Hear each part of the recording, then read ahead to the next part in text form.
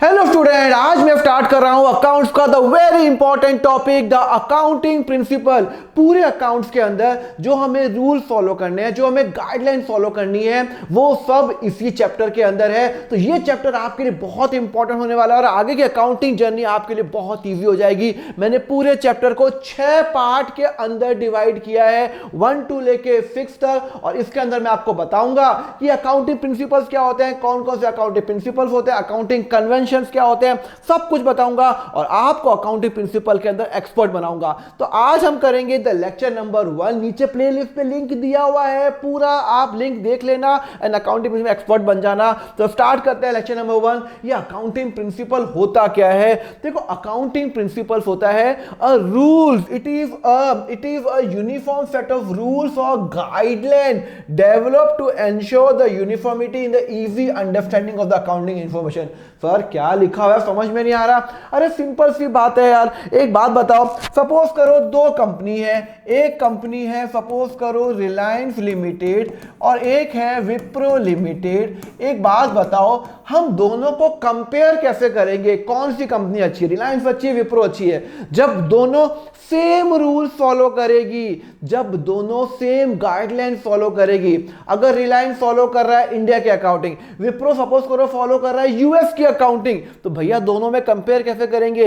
क्या आप एक सीबीएसई के बच्चे को एक आईएफसी बच्चे से कंपेयर कर सकते हो? मार्क्स से नहीं कंपेयर कर सकते। सीबीएसई का अलग रूल है, आईएफसी का अलग रूल्स है। तो आपको कंपेयर जब करना पड़ेगा तो आपको देखना पड़ेगा कि दोनों ने सेम रूल फॉलो किए हुए हैं। अगर ये कुछ अलग रूल फॉलो कर रहा है, ये कुछ अलग रूल फॉलो कर रहा है, तो होता क्या है, हम दोनों को कंपेयर नहीं कर सकते। और अगर हम कंपेयर नहीं कर पाएंगे तो हम जज कैसे करेंगे कि इन दोनों में से हम अपना पैसा कौन सी कंपनी में इन्वेस्ट करें? तो यहां पे लॉ ने क्या बताया, एक अकाउंटिंग प्रिंसिपल बना दिए, कुछ एक रूल्स बना दिए, कुछ एक गाइडलाइंस बना दी, जिससे एंश्योर करेगा यूनिफॉर्मिटी एंड इजी अंडरस्टैंडिंग, जिससे जो भी अकाउंटिंग इंफॉर्मेशन है कोई भी इंसान देखे, कोई भी लेमैन इंसान देखे, कोई भी नॉर्मल इंसान देखे, वो उसको समझ में आ जाए कि हाँ रिलायंस का इतना प्रॉफिट है, इतने खर्चे हैं, विप्रो के इतने एक्सपेंस है, इतने खर्चे हैं, इतने ऑर्डर्स है। तो एक नॉर्मल इंसान, मतलब नॉर्मल कॉमन सेंस, वो भी उसको समझ सके। क्लियर है?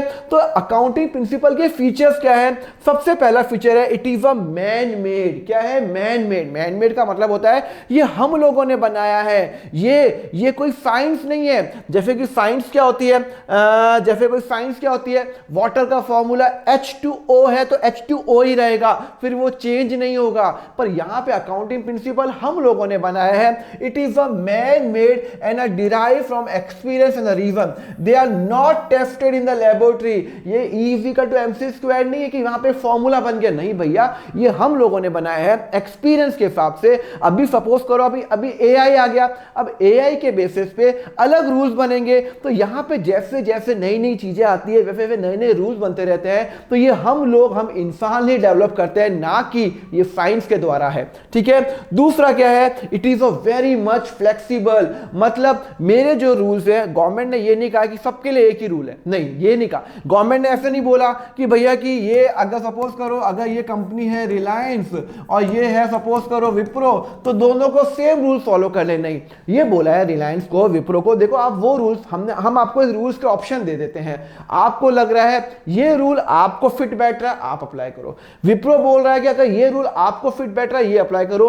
ये फ्लेक्सिबल है, जरूरी नहीं है कि आपको सारे रूल अप्लाई करने हैं। अकाउंटिंग प्रिंसिपल बहुत ही फ्लेक्सिबल है। हर कंपनी को एक फीचर दे रखा है कि हाँ, अगर आपको लग रहा है कि अगर मैं ये रूल फॉलो करूंगा मेरा प्रॉफिट सही से नहीं कैलकुलेट होगा, कोई प्रॉब्लम नहीं, आप दूसरा रूल फॉलो कर लो। बट आपको रूल्स तो जो इंडिया में है वही फॉलो करने पड़ेंगे। समझ में आया?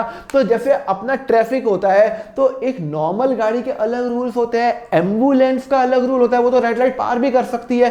तो यहां पे अगर मैं गवर्नमेंट बोले नहीं भाई एम्बुलेंस को भी रेड लाइट पे रुकना है, तो यार जो पेशेंट है वो तो मर जाएगा। तो यहां पे गवर्नमेंट ने फ्लेक्सिबिलिटी दी है कि भैया अगर तुम्हें लग रहा है ये रूल तुम दोनों को सेम रूल फॉलो करने हैं जितना हो सके तो। पर अगर लग रहा है कि नहीं फॉलो नहीं होगा, सेम रूल अलग रूल फॉलो करना पड़ेगा, कर सकते हो, रीजन देके आप फॉलो कर सकते हो। क्लियर है? तो accounting flexible are not rigid, rigid नहीं है, with changes in situation the accounting arrive at the reasonable solution. Third है they are generally accepted, normally जो अकाउंटिंग प्रिंसिपल वो फॉलो करते हैं जो हर जगह एक्सेप्टेड होते हैं, मतलब नॉर्मली यूएस में भी वही अकाउंटिंग प्रिंसिपल होता है जो इंडिया में होते हैं, ऑस्ट्रेलिया में, वेस्ट इंडीज में, सब जगह जहां पे भी अकाउंटिंग प्रिंसिपल्स होते हैं, जहां पे हम लोग फॉलो करते हैं वही वो फॉलो करते हैं। नॉर्मली हम ऐसे प्रिंसिपल फॉलो करेंगे जो पूरी दुनिया फॉलो कर रही है, बिकॉज आजकल चल रहा है ग्लोबलाइजेशन। तो आप ऐसे नहीं कह पाते भाई मैं इंडिया हूं मैं तो अलग रूल ऐसे फॉलो करूंगा, तुम्हारी रूल की ऐसी की तैसी नहीं भैया, हमें पूरी वर्ल्ड के साथ चलना है, तो हमें मेक श्योर करना है कि हम भी वही रूल फॉलो करें जो पूरी दुनिया फॉलो कर रही है। हम कोई अलग हटके फॉलो नहीं करेंगे, रूल्स हम वही करेंगे, थोड़ा बहुत ऊपर नीचे चलेगा, पर नॉर्मली हम ग्लोबली एक्सेप्टेड जो रूल्स होते हैं जो पूरी दुनिया फॉलो करती है हम वही करेंगे। क्लियर है? ओके। और जो रूल्स के जो 3 फीचर्स होते हैं, it have to be relevant होना चाहिए, ऑब्जेक्टिव होना चाहिए, and it has to be feasible, it should be easily apply. कोई कॉम्प्लेक्स रूल मत बना दो कि अप्लाई करना डिफिकल्ट हो जाए। यार एक बात बताओ, अकाउंटेंट ही तो काम करता है कंपनी के अंदर, और कंपनी को अकाउंटेंट लगा भाई साहब ये क्या रूल बना दिया, समझ ही नहीं आ रहा, कोई रॉकेट साइंस है नहीं, ऐसा रूल नहीं बनाएंगे, सिंपल फीजिबल बनाएंगे, रेलिवेंट होना चाहिए और एंड ऑब्जेक्टिव होना चाहिए। तो 3 फीचर्स कौन से होने चाहिए? मैन-मेड होना चाहिए, it is a man-made, it is a flexible and it is a generally accepted. अब अकाउंटिंग प्रिंसिपल होते कितने टाइप के? देखो अकाउंटिंग प्रिंसिपल को मैं 2 में डिवाइड करूंगा, एक अकाउंटिंग कंसेप्ट और जिसको मैं एजम्पशंस भी बोलता हूं, और एक अकाउंटिंग कन्वेक्शन। ये दोनों के अंदर फर्क क्या है सब बताऊंगा। पूरे जो सीरीज देख लेना, कोई भी लेक्चर मिस मत करना, नीचे प्लेलिस्ट पे लिंक दिया हुआ है। टोटल 11 अकाउंटिंग, ये जो अकाउंटिंग कंसेप्ट होता है ना, टोटल 11 होते हैं, जिसको भी मैं 2 में डिवाइड करूंगा, fundamental accounting assumption and other accounting assumption, और अकाउंटिंग कन्वेक्शन को मैं 3 में डिवाइड करूंगा। ये सब एक एक करके सब मैं आपको बताऊंगा। तो अकाउंटिंग प्रिंसिपल्स जो होते हैं वो 2 में होते हैं, अकाउंटिंग कंसेप्ट और अकाउंटिंग कन्वेक्शन 2 में होते हैं, और अकाउंटिंग कंसेप्ट और एजम्पशन को भी 2 में डिवाइड करूंगा, फंडामेंटल एंड अदर। ये फंडामेंटल अकाउंटिंग एजम्पशन क्या होते हैं?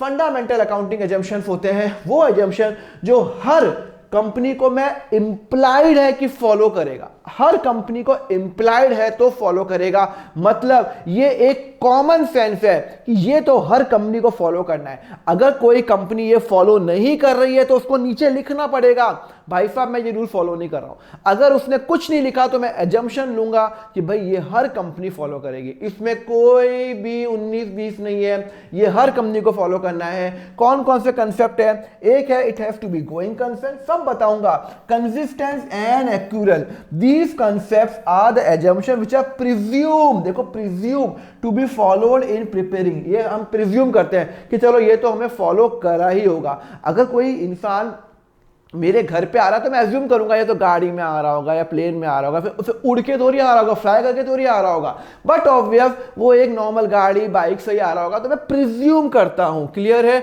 ओके। अदर अकाउंटिंग एजम्पशन, ये अकाउंटिंग एजम्पशन टोटल जो मैंने 11 होते हैं, बाकी के 8 ये हैं, business entity, money measurement, cost, concept, accounting period, dual expense, revenue matching, ये सब वगैरह वगैरह सब मैं बताऊंगा, पर वो लेक्चर नंबर 2 में बताऊंगा, जिससे मैं स्टार्ट करूंगा नेक्स्ट चैप्टर। नेक्स्ट जो लिंक है वो नीचे दिया हुआ है, सब देख लेना। तो अब नेक्स्ट लेक्चर में मैं डिस्कस करूंगा ये गोइंग का एजम्पशन क्या होता है, कंसिस्टेंस क्या होता है, एक्यूरेट कंसेप्ट क्या होता है। पर इसके पहले आप लाइक करना मत भूलना, बिकॉज आप जब तक लाइक नहीं करते हो मुझे मोटिवेशन नहीं मिलता, मुझे बड़ी खुशी मिलती है। हाँ एक लाइक और आया, एक सब्सक्राइब और हुआ, लोगों ने सब्सक्राइब किया, लोगों को अच्छा लगा, मैं मेहनत करता रहूंगा। बस आप अकाउंट्स में अगर एक्सपर्ट बनना है, अगर आपको लग रहा है चैनल अच्छा है, अच्छा कंटेंट दे रहा हूं, तो yes do subscribe and do like my video, बस मैं वही चाहता हूं। एंड यस अगर आपको कोई मेरा जो ग्रुप ज्वाइन करना है, टेलीग्राम चैनल, व्हाट्सएप ग्रुप, यहाँ पे लिंक दिया हुआ है, एंड नीचे सब दिया हुआ है, accountfunder.com पे जाओ, वहां पे पूरा कोर्स अवेलेबल है, 11th एंड 12th का हजारों बच्चों ने लिया हुआ है, वहां पे आप देख सकते हो।